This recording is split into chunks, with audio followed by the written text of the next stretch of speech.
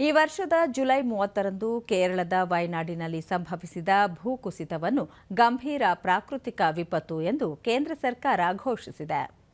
ವಯನಾಡು ಜಿಲ್ಲೆಯ ಮೆಪ್ಪಾಡಿ ಭೂಕುಸಿತ ದುರಂತದ ತೀವ್ರತೆ ಮತ್ತು ಪ್ರಮಾಣವನ್ನು ಗಮನದಲ್ಲಿಟ್ಟುಕೊಂಡು ಎಲ್ಲ ಪ್ರಾಯೋಗಿಕ ಉದ್ದೇಶಗಳಿಗಾಗಿ ಕೇಂದ್ರ ಸರ್ಕಾರ ಈ ನಿರ್ಧಾರ ತೆಗೆದುಕೊಂಡಿದೆ.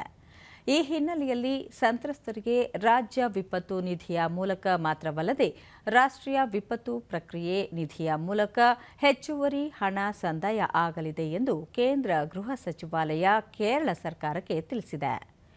ವಯನಾಡಿನ ಚೂರಲ್ಮಾಲ ಮತ್ತು ಮುಂಡಕೈ ಗುಡ್ಡ ಪ್ರದೇಶಗಳಲ್ಲಿ ಭಾರೀ ಮಳೆಯಿಂದ ಉಂಟಾದ ಭೀಕರ ಭೂಕುಸಿತದಿಂದ 200ಕ್ಕೂ ಹೆಚ್ಚು ಮಂದಿ ಸಾವನ್ನಪ್ಪಿದ್ದು, ಘಟನೆಯಲ್ಲಿ ಅನೇಕರು ಗಾಯಗೊಂಡಿದ್ದರು.